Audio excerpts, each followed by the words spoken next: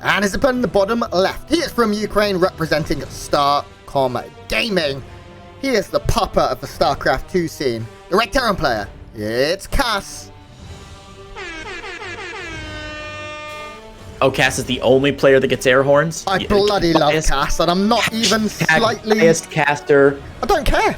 Cass is a legend. This is some garbage. What do you... I can't believe this. Come on. I know. If Goblin was here, he'd have had like 50. So, be thankful. Now that I know how to put samples onto my soundboard, it's only downhill from here. Oh, jeez. I'm nervous now about everything I say on stream with you, Grant, because I'm sure I've got loads of ideas as well. Clip it. And I'm just mostly nervous. If I start playing Crusader Kings 3 for the next couple of weeks, you're going to get a lot of clips of me just being like, now, what's the best way to murder my granddaughter, who's also my wife? And then you're going to be like, yeah, you know, this game is opening very, very standard. Have you seen someone like put a mod where they gave someone every negative trait they could have? Oh God, yes. And it was just like a zombie with no flesh on their face. It was amazing. And a midget at the same time. So yeah, there we go. Talking about other games. Now, Reaper Expand here from Cass, Hatchcast Pool from Lambo. Both of these players we would expect to play relatively standard macro. Cass specifically, definitely a macro Terran. We have seen Lambo do some roach all-ins and things like that. He famously in DreamHack Summer, I believe, did go for the double Roach Warren play, which made us laugh. And then he fucking did it. He freaking did it. Went for Burrow Roach and Roach Speed at the same time. We were both like, what a mistake from Lambo. And then he was like, oh, you think this is a mistake? Think again, buddy boy. I want to say Bly. I might be wrong. I genuinely don't remember. It was a very memorable play, though, from Lambo. What a bro. Yeah, but as you said, very standard openings here from both sides. Hatch Gas Pool, Reaper Expand, low ground expansions for both players, which I think gives us a really good opportunity, if you don't mind. Oh, a third base here from Lambo before 3 minutes. Good timing. Yeah. But I think it gives us a good opportunity, if you don't mind, to talk about the map a little bit more. Yes, please. Because I'm going to tell you something right now, and that is Zergs bloody love this map. Which is funny because I think right now the statistics show that it's fairly evenly balanced. Really? Even though Zergs seem to love the map. You know, we get very hyped up about, it's got a lot of open space. It must be a great Zerg map. But I feel like that belays a lot of distrust in the map makers that have been bringing us these incredible maps for years and years and years and years. It's almost like the people who make these maps know something, Grant, and have worked some balance tricks in to make things a little bit more balanced. I think with the last map pool, all of the maps were within like 3% plus or minus on every matchup. Like, it's crazy tight. So I always get a little frustrated when people are like, oh, this is such a Zerg map. And I'm like, really, guys? Over 1 million games, there's a 3% chance that your Zerg play is going to be better. That can be negated by one micro mistake. Like, let's not kid ourselves. No. Anyway, balance ranting aside, Juggernaut, a very wide open map, a lot of nice open ramps here. The third base is really interestingly constructed here. You can see half of the minerals are blocked off and half are not, making like Hellion run-bys a little bit more difficult and not quite as easy to do. Is this Overlord going to spot this proxy? Oh my God, it is. What a scout from Lambo, and most importantly, Cass did not see that Overlord pass through, so Cass thinks he's being real sneaky right now. He's like, oh look, I'm going for Cloaked Banshees. I'm going for Cloaked Banshees. Fake out, but it's a double fake out. Lambo thinks he's been fooled. He's not been fooled. No, not at all. Now, one thing I do want to point out with this map, going back to it, is I saw Broodlords fight in the speed zone in the middle, and they were so fast. It was amazing. It was like my favorite moment in StarCraft. Like rocket ship Broodlords, I loved it. Now, to reiterate what we were saying here, as I go back to Creighton's camera, yeah, this is frustrating here for Cass because he did start off Cloak and then cancel it. I don't know if the second time around he saw the Overlord, but he is going for that battle cruiser. We see a Roach Warren on the way, and this is something we do see some Zergs do. How many drones is Lambo on? No, he is still droning. Okay, he's not going to go for just a big Roach Wall in here. No. Oh, okay. Ooh, we fixed it. Oh, I was nearly mad at him then. Little Hellion run by here into the third base. We'll roast a few of those drones, but we'll be chased away. Showing those Hellions, I mean, it really doesn't matter what Cass shows right now. He thinks he's fooled Lambo, right? If you're Cass, you think, okay, I've proxied this fusion core. My opponent doesn't know that Battlecruiser is out. Last time he flew over, he thought I was doing Cloaked Banshee, so he won't be ready for BCs. But look at what Lambo's doing. The exact perfect response to battle cruisers. Already Lair Tech is down. Some roaches on the ground to deal with the Hellions. They're going to be underneath these BCs. Plenty of queens out. He's on 7 queens now, working on number 8, and the Spire behind this. Lambo could not be more well set up to defend against this push. That said, still a scary push, Grant. Yes. Battle cruisers and Hellions can be difficult to deal with, even if you're prepared. Yeah, now this is a great start here from Lambo, pushing those Hellions back early, but the battle cruiser is the second one coming too. You need to be ready for where it jumps in. This is already a good start because there were queens in position. There is transfused energy. There was a Spore able to get some shots off here.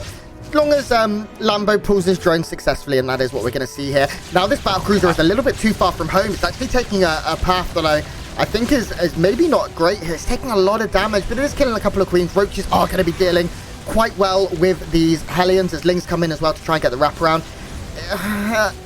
Cass is trading. Wow. Oh my god, that battlecruiser has 4 hit points, Creighton. Wow. Yeah, Cass is still trading pretty well, though. Those roaches actually ate a lot of damage from these Hellions. More Hellions than you normally see with just a straight battlecruiser push. It looks like these poor drones not going to get out in time. Like we said, even if you're prepared for this, this can still be very scary. The drones lining up a little bit here. 8, 10, maybe 13 before they get pushed away. Grant, is 13 drone kills enough if you save your battlecruiser but lose all your Hellions? With a second battlecruiser coming in soon, I'm very intrigued to see how much this will do. I don't think this is just a second battlecruiser. There may even be another one made. He is getting ship weapons. This is mech behind this. In case anyone hadn't realized, yeah, more battlecruisers coming in. Cass is really going to pick up the aggression here with this mech style. He's going to be sending battlecruiser. The second one should go across the map relatively soon. He might wait to send both at the same time once battlecruiser A has been repaired. There are 3 Mutalisks on the way. Okay, 9 Mutalisks. And Muta's actually not bad against battlecruisers. As long as they split up and they dash in and out, they're very, very quick and can get out of the range of the fire quick enough. It can be difficult. It looks like Casso does want to stabilize on 3 bases for now. He's done a great job. Look at his work account. Cass is playing very, very nice StarCraft 2 right now. Hey, when you pick off 20 workers for your opponent, Lambo would like to be on 82 drones right now, but he's going to have to catch up little by little over time. Yeah. 4th base now down for Lambo, but that's going to be a little bit delayed due to the massive amount of drones he lost to those Hellions. I'm so surprised that Lambo lost that much. I know I said at the beginning of the push it's difficult to defend if even if scouted, but you expect a top-tier player like Lambo not to lose your roaches that early to the Hellion push. And when he was left with only Lings behind that, it really did not pay, or paid. It was the reverse of paying off for him. He paid the price for not getting enough roaches out and trying to be a little bit more cautious with his play that game. The Mutalisks fly by, not getting as much done as you'd hope. Yeah, the other thing that happened is he queued up to drop an Evo to wall off, and he cancelled it. He pulled the drone back accidentally. It was a simple micro mistake that we all make, and it ended up costing him probably 8, 9 more drones than he would have lost if that Evo chamber went down. It would have allowed the roaches to do more damage, the queens to do more damage. But this is good for Lambo. 16 workers go down with this first wave, and that puts him right back in the hunt of this game. Behind us, he has 16 drones on the way. He's moving up into the 80s. Closer to 90 drones at this point, and that's exactly what he wants. Wow, okay, this is very, very cool. Now we're seeing the upgrades come in for the infestors. You don't see this that often, really. More roaches being made. This game is going to get weird. Grant, do you know how many Mutalisks Lambo traded for those 16 Lings, or 16 SCVs? Was it 1 or 2?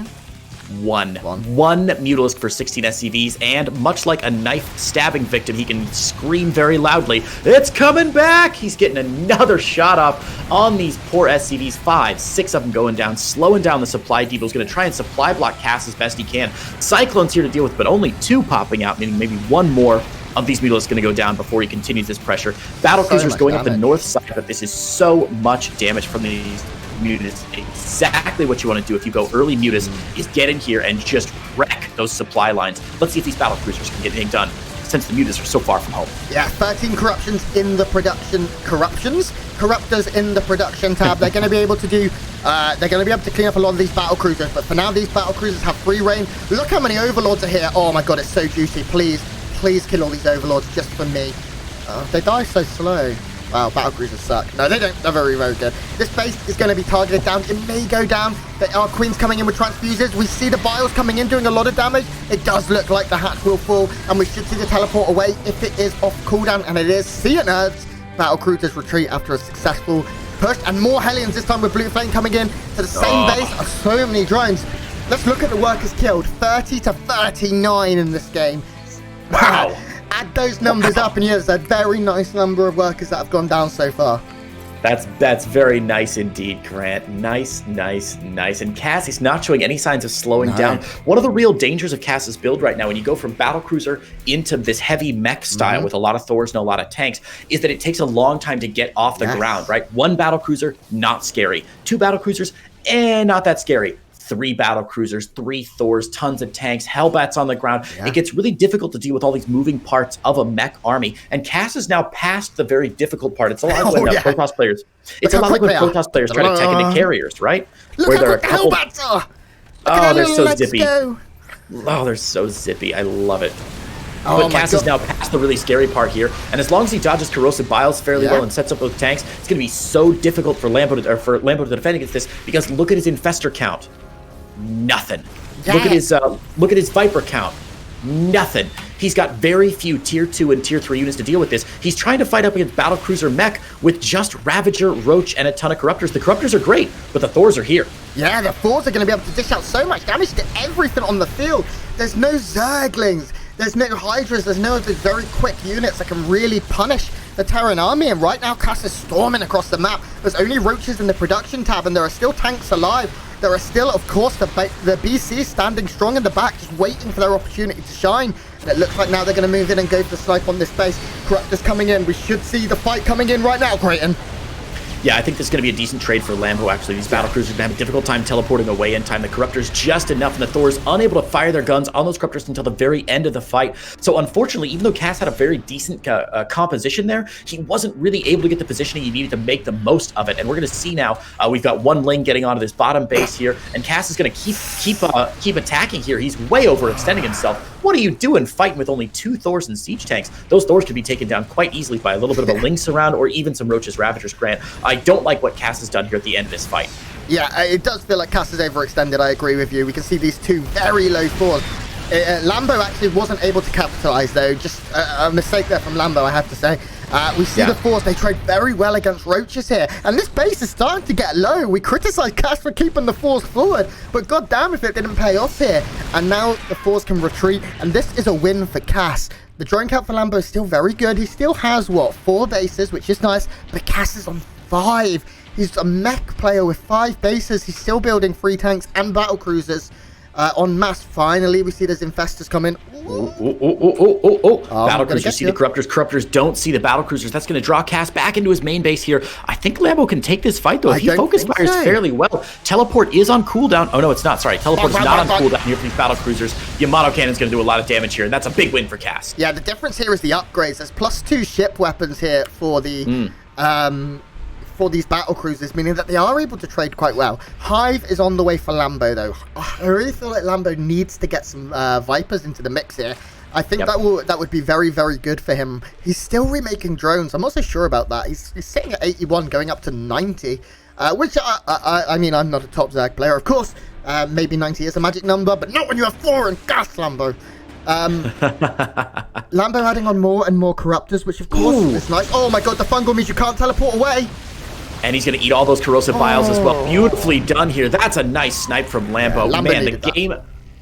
TVZ turns on a dime sometimes. Very, very close here. I love it, Grant, when I see GGs going down in chat from 2 minutes ago. Yeah. When people are like, this game's over, and I can go, spoiler alert, this game is not over, guys. These players much too good for a simple, small mistake to end the game sometimes.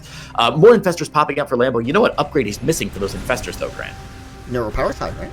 Neuroparasite, which is something you really want to see against a lot of Thors. The Thor count's still only at about 3, but I imagine as more Thors roll out, Neuroparasite going to be more and more effective, and I wonder if Lambo is going to blunder into a battle at about 20 minutes in this game and think, oh, I'll just Neuroparasite the Thors, hit the hotkey for it, and then realize, oh, may have forgotten something. Cass is actually transitioning. He's sticking with mech, of course, but he's going into mass Cyclone. And if you can get a good amount of them against Roaches and against Corruptors, they are the best units in the Terran's disposal right now. A nice fight here from Lambo. He is going to be able to pick up a couple of these battle cruisers, but he's at risk of losing another base that he cannot really afford to lose. Now, Cass has a lot of his army at home, sitting pretty centrally, so maybe... Oh my god, there's so many Cyclones, though. Hey, Crater, look what's being researched. Finally, I think, again, Lambo realizing that's going to be essential later in the game. Again, even against Cyclones, if there are a few Thors in the field, Thors can tear through other mech units. Yeah, and this is really cool. Oh, God, the Corruptors. Oh, my God. That's filthy. This is insane. Oh, that's so dirty.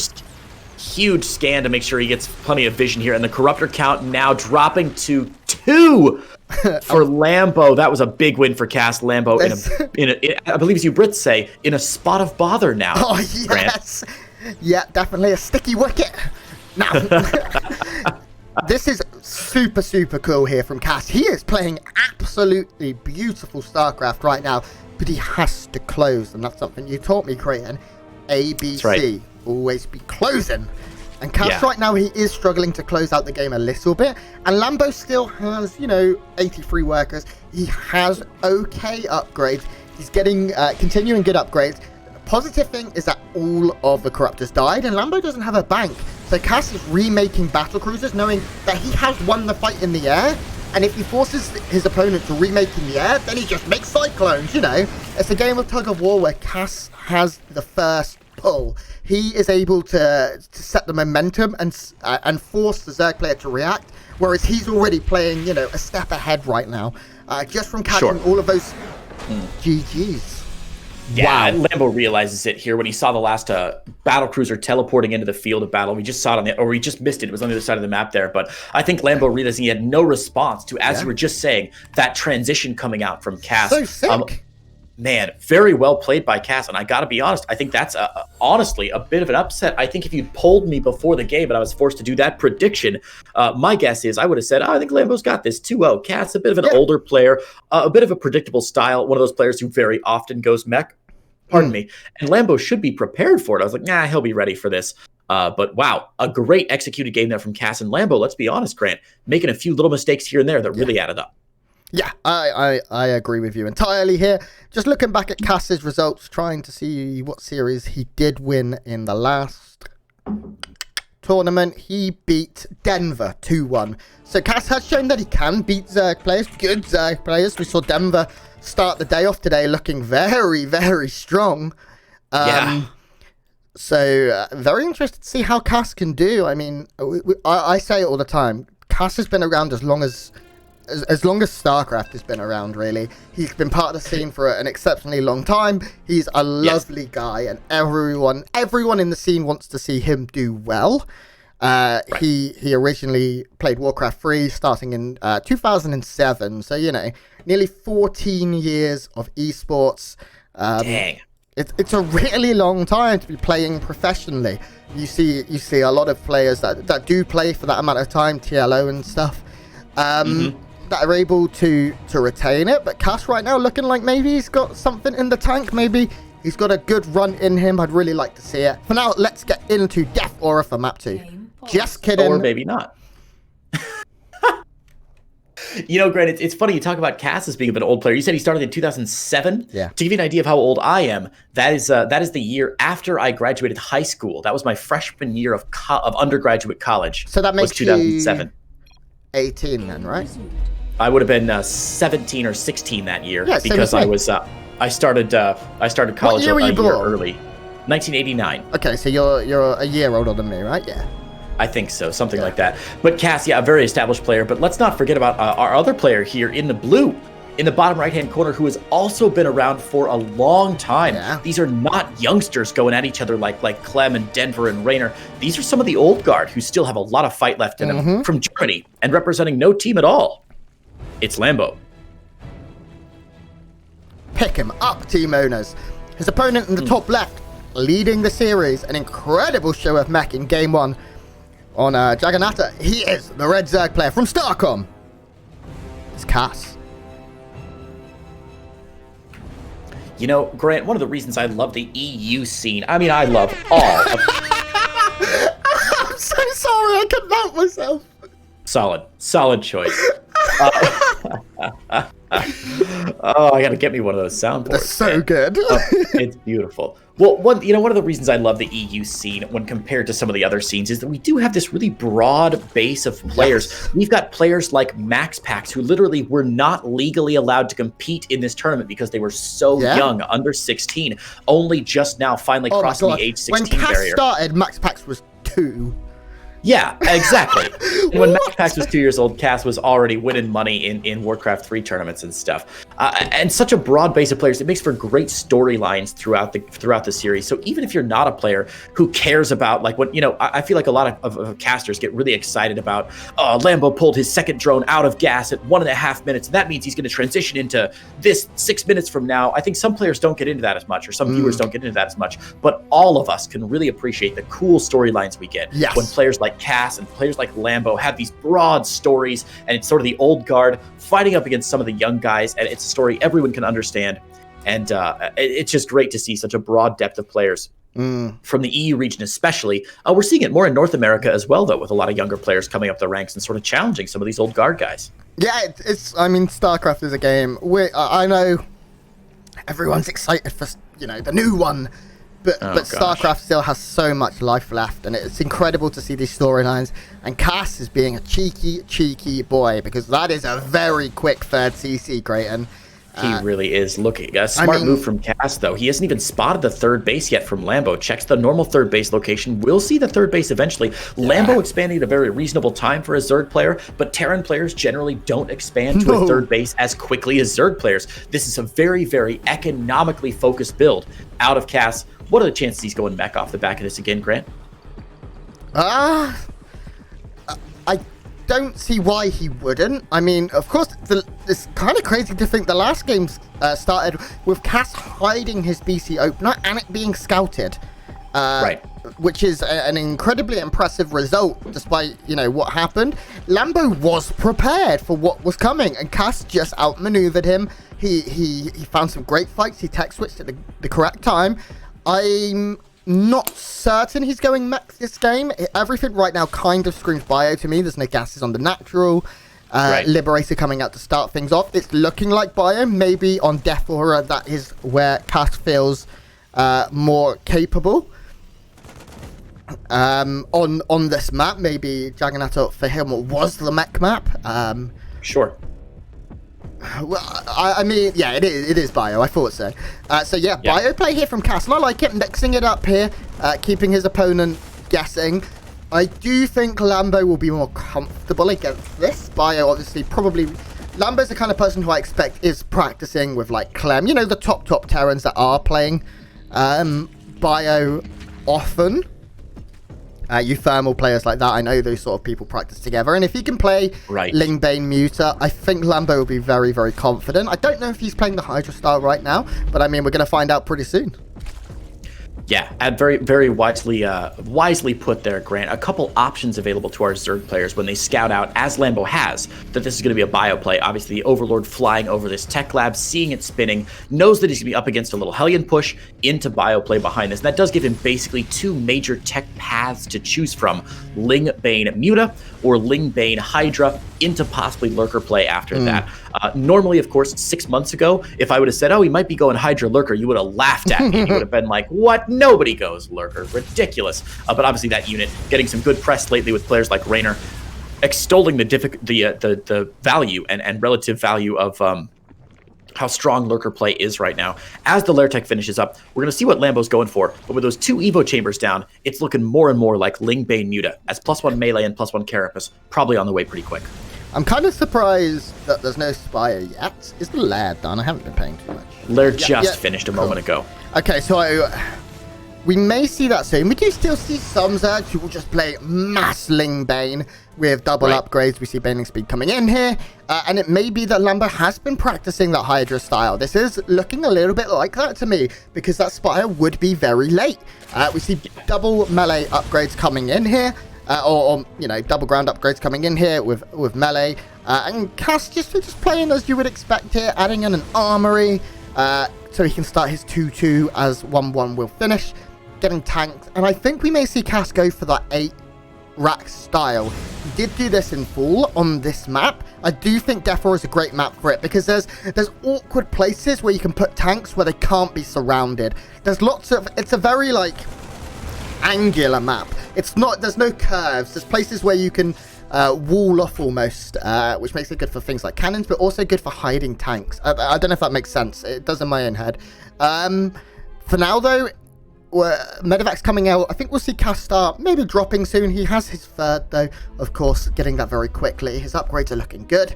And there's that Hydra Den from Lambo. Yeah, so Lambo looking at the red pill and the blue pill and choosing whichever pill gives you Hydralisk, because I haven't watched The Matrix, but I assume it's one of them. But as we said earlier, basically 2 tech paths. You were very wise in the middle of that, Grant, to say that he had a chance of just staying on Ling Bane for a while, which is something we occasionally see from Zerg players. But like you said, not really sustainable in the long term. You gotta have something to drive away those medevacs. Otherwise, the Terran player just trades too efficiently. So Lambo finally going up to Hydralisk Den a little bit later than I think most people would probably go for, but I trust Lambo knows what he's doing here. The drop's going to be warded off here by the Queens, Lings, and Banes, and a little Hellion run by might have a chance. Yeah, get some damage done. It's pretty beat up, so I can't see anything here. It looks like actually it is going to be completely surrounded here. Yeah, a lot of Lings will be traded out for these Hellions. A couple of Banelings forced to finish the deal off here. But Lambo now completely gets rid of pressure. And to sort of counter your point, I think Lambo, knowing that it was a quicker third CC, knew he didn't need to get the Hydra Den that quick. He could afford to just drone up like crazy. You know, 80 drones in 8 minutes is very healthy. Lambo's already getting 2-2, usually, a Zerg a little bit slower. Drops being dealt with here. Lambo's creep starting to get good. Could maybe be slightly better, but I mean, he's on top of every other aspect of the game. Infestation Pit already down, so we will see those lurkers coming in and not too much longer. And how many racks are we looking at? Well, I'll tell you what number of racks we're looking at. We're looking at 8. It's 8. Do you see a 4th CC? You know what, Grant? I do, actually. It just went down. Sorry to underlay your point. But no, well, you're not wrong, though, because this is... when you get to this point in the game, of course, you know, we talk a lot about build orders being really, really rigid in the early game. But once you hit 8, 9, 10 minutes, you have a little bit more freedom where if you see your opponent rapidly expanding, as we've seen Lambo doing 5th base at 9 minutes, it's not uncommon to go for a 4th base here after your 8 racks are finished up. So this still counts as a 3 rack or a 3 base. 8 racks build, still going to be very big pressure on 2-2. I expect we'll see a move out from Cass. The only thing that's been slowing him down right now, as you said, is that Lambo is playing a lot more like the Lambo that we know and love and expect, where he is defending so well. Hydralisk's not quite in a good enough position to grab those. Hydralisk speed finishing with the creep, not pushed far enough forward where those Hydras could take out those medevacs. But yeah, we'll see Cass gearing up for a big push quite soon. Yeah, here we go. It is about 10 minutes that you want to be hitting with this. 2-2 is, as you can see, finishing up. His armor a little bit slower. Just, you know, it is quite common that Terrans forget to start that. But this is literally 20 million Marines right now. And in the speed zone, they're able to micro very well. If you micro them, indeed, that was a bloodbath. Red goop everywhere. And I got to say, that seemed like a much better play. Might be a much better play for Lambo, though. Even though he lost all of his Banelings, he's got 24 more on the way. Cass is going to have a very, very short window to get in here, but I just don't think it's going to be quite enough. Tanks not even sieged up in the front here, and if those tanks get picked off by the Hydras, there's not much that Cass can do about it. His damage being all in Marines right now is not as sustainable with these Banelings just at the edge of creep. Yes. I mean, Banelings are really good. Especially if you just stand still. And unfortunately, sure, Cass had the micro potential in the speed zone. Grant, I'm going to interrupt you. Sorry, your microphone sounds like one of the robots from Portal right now. I'm not sure if you want to mute, unmute, and try something else again. Yeah, you're still a little bit weird here. Cutting in, back out. Maybe unplug and replug something back in and try again. As Cass sets up for a big attack here, we see the Hive Tech finishing up, which means Vipers and Adrenal Glands on the way, as well as that +1 missile attack for the Hydras. Nice positioning here from Cass, though, right at the edge of creep to try and drive Lambo back. And Lambo actually does have a difficult defense here now that Cass has reestablished himself with some more tanks to be able to zone those units out. Grant, you back yet? Am I? Ooh, Grant, you still sound a little bit robotic here. I'm not sure what's going on, buddy. Huh. I know we've had this problem once or twice before. I wonder if it's your end. We'll find out. We'll find out in 2 minutes. You're sounding a little bit better now. Okay, Link's coming into the natural. Yeah. There you go. Now you're back. Cool. Yeah, Lynx swarming into the natural right now, and they're actually on top of a lot of the production. And so many SCVs are going to be, oh my god, the whole position. These SCVs will absolutely melt. Look at that number rise, 7. Okay, could have been worse. They are going to be cleaned up eventually. A nice defense in the end by Cass, who still has an immense army. But Ultralisk Cavern is on the way. Cass is on a timer. There are tanks out, sure. There are Liberators being added. Liberators are bloody good against Ultralisks. But it's 17 Marines being produced at a time, Creighton. Yeah, this is such an interesting position from both players here, and we often see this Ling Bane style up against mass Marine tank style devolve into this sort of fight where the Terran player stands at the edge of creep for as long as they possibly can, and the Zerg player tries to distract for as long as they possibly can, with Ling and Bane run-bys trying to destroy the economy. It looks like Cass's economy is going to just be destroyed here. Cass realizing that, hey man, 2-2 Marines are really scary good, and we're going to get straight into this third base, and he's going to push until the end of the game. Yeah, Cass just has to go, and he knows it. I mean, the counterattacks are going to devastate him right now. His economy is in shambles. You can see 46 to 86 workers here. But Cass's army is huge. He's got 133 army supply right now, Creighton. And sure, some of it is in production, but the majority of it is just across the map. Liberators are here. He's dropping in the main, and I love to see it. There are no Ultralisks out. +3 armor is not done. Liberators and a few Marines will be able to stabilize at home for now. So Marine production can continue, but that's so many Banelings. The good thing for Cass right now is he's splitting where the fight needs to be. A lot of it will be forced into the main. It looks like, though, oh god, this is going to be very scary for Cass. He's going to have to split like he's never split before. Literally like he's never split before, and as you said, if he doesn't win this fight, he loses the game. Let's see what he can do. Blinding Clouds on some tanks here. Cass not splitting beautifully right now, finding a nice position behind the minerals, though. The Marines focus firing down what they can. He's still at 82 army supply, though, and Cass has a very real chance of pushing across here. The Lings in his main natural and third have been cleaned up here, and now Lambo struggling just a little bit. Every Baneling hit counts for immensely, though, right now.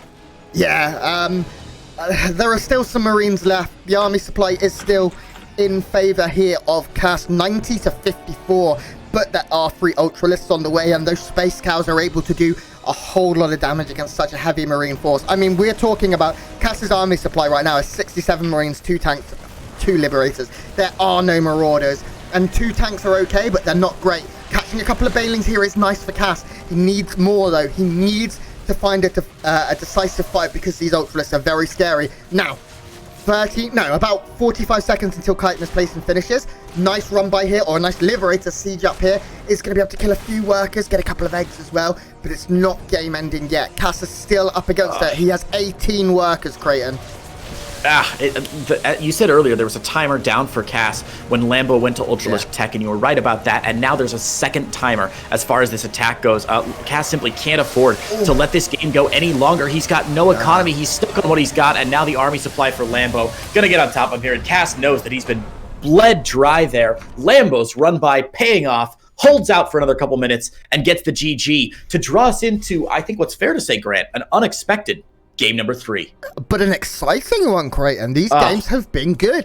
Even that map, which I do think Cass wasn't able to execute as well as he'd like. I mean, the Baneling hits specifically in the middle of the map were gross. Now we move on to Pillars of Gold. Oh, Cass, what were you doing in the vetoes, mate? What did he veto?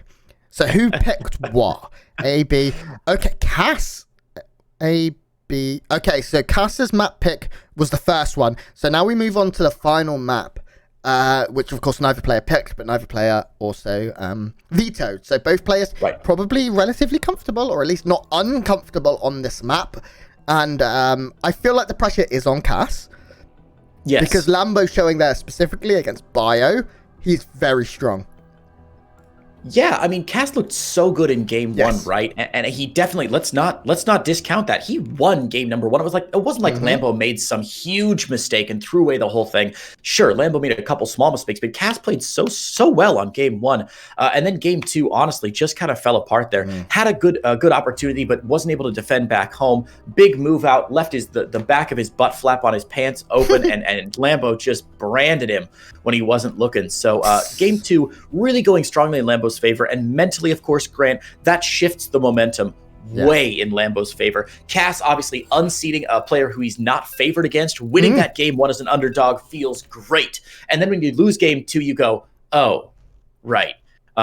Grant, do you know the comedian John Mulaney? Yeah, of course I do. He's got a great bit where he I think it was an SNL intro he did where he said he was walking down the street and he passed a guy and his girlfriend, and the guy said, "Hey, cool dude." And then the girlfriend said, "Aw, that's mean." And he said he felt both the compliment and the insult at once. He was like, "Oh, cool dude, yeah." And then the girlfriend said, "Oh, that's mean." And he went, yeah, "Oh, right." I feel like that's how Cass feels right now, where game 1, we're all like, "Hey, Cass, you're a cool dude." And then Lambo smacks him down in game 2 and he's like, "Oh, right. It's even worse now." I like John Mulaney. I must admit, as we do get started into map 3, I am a big fan of stand-up comedy, like massive. It's like my favorite thing in the world, I would say, outside of StarCraft, obviously. Me as well. And Monster Energy, our sponsor. And I watched Eddie Murphy's Delirious last night. Wow. Okay. What'd you think? Have you watched it recently? Not recently, no. Would it get away with that these days? Holy crap. He says some things. But the change of culture over time is phenomenal, but I think the discussion maybe for another stream, Grant. Definitely. Let's get in here and introduce our players. Spawning in the top right-hand side of Pillars of Gold, LE, it's our blue Zerg player who don't need no team. It's the German Lambo.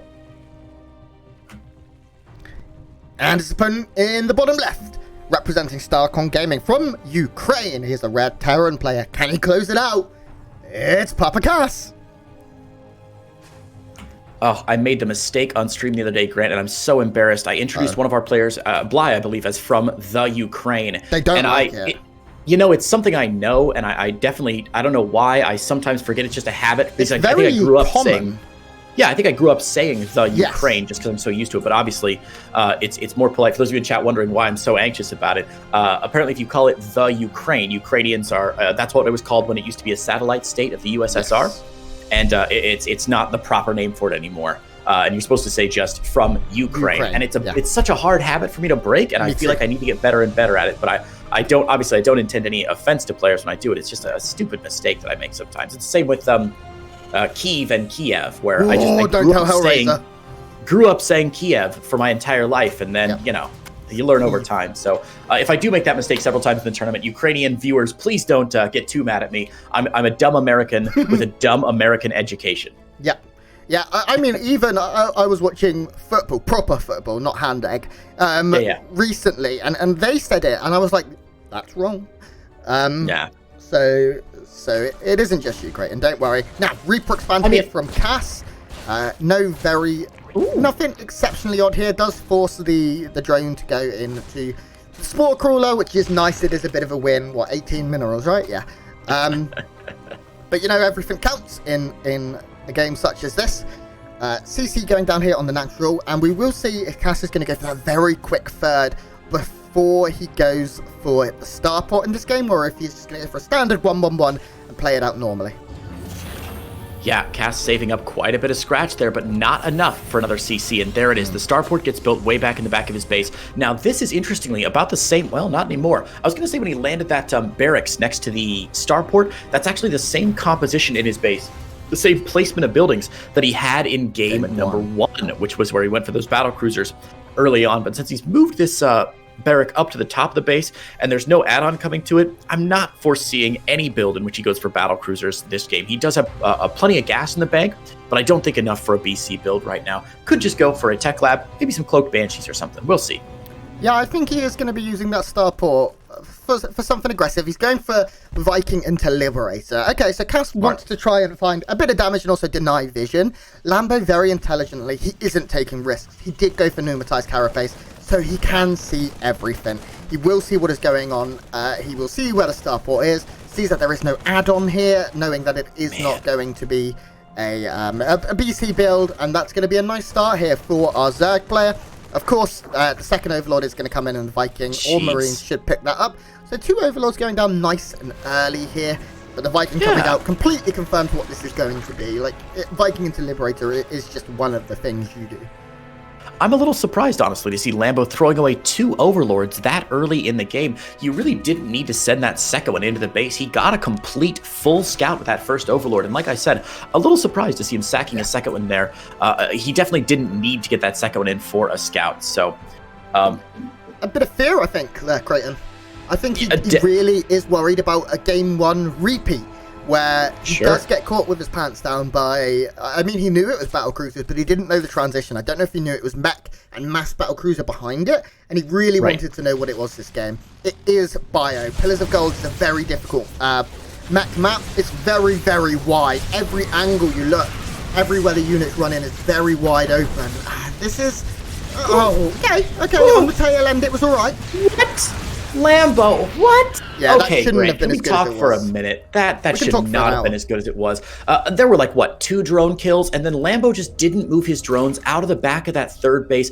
That, and I hate to say this because I know Lambo was an amazing professional player. Grant, that's a rookie mistake from Lambo, leaving those drones out of position, not microing them away from those Hellions again. I don't know where Lambo's attention was during that push, but he should not have lost 8 drones there. He should have lost about 2 and then clean those Hellions up. That's untenable right now, especially in a very tenuous game 3. It's the first match of the entire tournament. You can't make stupid mistakes like that right off the bat. Yeah, Liberator has flown into the main. It is within spore range. May get the Queen here. He does. Oh. That's a nice start. And now going to unsiege, save the Liberator. This is good for Cass. Lambo maybe is playing a little bit nervous, I feel, in this game. Of course, we don't know his mindset, but a few mistakes that are uncharacteristic, it's fair to say. But his lair is a much better word. Up. Yeah. His lair is now up. He still has a very healthy drone count in the mid-60s. We'll be pushing up into 70s and 80s. Lambo is one of those players. Once he gets to 80 drones, he is going to be hard to stop. And we saw his play versus Bio was exceptional in the last game. On a map that traditionally Zerg players like to play versus Bio, it's very, very easy to run by and to get surrounds here on Pillars of Gold because it's so wide open that I still don't think Lambo needs to, you know, panic and all in and, you know, do anything crazy. You can see he's going to double expand. And get his 4th and his 5th, which I love. I talk about this often. Zerg 4th bases are always the point of contention for the first major push from a Terran. So because the Zerg typically has a lot of money, just take 2. And that's exactly what he's going to do. No Baneling speed yet. It is on its way, but quite far off. And if this push were to go, there is certainly potential here. Tank is going to go and siege up just underneath these rocks. And with a scan, we'll be able to clear a lot of creep here. And maybe look for some damage onto this first of the double expansion bases. Yeah, very nice tank positioning, of course, from Cass behind those destructible rocks that Lambo was working on, but didn't quite kill with no Baneling speed. It'd be difficult to engage with these Marines, even on creep. We'll see if this tank gets some good shots. Baneling's from the back, though, and Lambo going to get a beautiful flank there. Yeah. Oh, not safe for Terran. If you're at work right now and you play Terran, you should definitely not have this stream on your second monitor. Your boss is going to walk by and get you fired. What I wanted to point out was really interesting, Grant, is last game, Lambo took a long time after his lair finished to transition into any tier 2 lair tech, right? We were a little surprised that he stayed on Ling Bane for so long, didn't get that Hydra Den down until a little bit later than we may have expected. And we speculated in game number 2 that it was because he saw the very early third base from Cass and he knew that Cass was going to be stayed back. But again, here in game 3, Lambo did not get a bead on when that third base was down. Wasn't quite sure if it was early or late, and still has not built any significant tier 2 tech yet. He's got the infestation pit down, but no infestors, and he's just using it to trade up the hive. So Lambo staying on Ling Bane, pure Ling Bane, up against Bio for a little bit while longer here. And I think that's going to be really good for Lambo. The longer he can delay that tech, the less he has to invest, the bigger bank he can build up, and the more drones he can get. I think it's good play, as long as Cass isn't too aggressive. And of course, after Lambo able to take out a huge chunk of the Marines from Cass there, he's got to feel good about his position tech-wise as he works his way up to hive. Yeah, I agree. And now Lambo is pushing on 90 drones with 7 more in the production. His creep is very, very good. I know some of it getting pushed back now, but I mean, it is already at the bottom of the ramp where Cass is expanding. So Lambo's able to get across the map. It's not the strongest creep in that it is single-tiered and very easy to clear up. But Cass hasn't been able to make much happen after those early drone kills. He may be able to get the space on the top here. Lings are going to run in, get the wrap around here, and probably force to pick up as Banelings come in. Yeah, there we go. nice reactions there from Cass, but Lambo is already at Hive, and I think we're probably going to see an Ultralisk Cavern go down very quickly, because I think Lambo knows that Cass wants to get a whole bunch of racks, and there's the 8th Raxes coming up now, Rack 6, 7, and 8, and he wants to push out with 100 billion Marines. Yeah, he does. And 100 billion Marines is, of course, a very scary number of Marines. We saw it last game. Cass up on 120 army supply, just as he was at the end of last game, before he made that final push. Really nice work from Cass to get up to these large numbers. He's playing a lot like Stefano way back in the day, where you just rush the max as quick as you can on these low-risk, high-value units. But Lambo, I think, more than prepared. And as you said, beautiful game sense there, Grant. Ultralisk Cavern on the way from Lambo. The first timer has started again for Cass. And Lambo actually way out of position, though, with some of these Lings and Banes. Going for the run by. I don't know if he's going to be ready for this, Grant.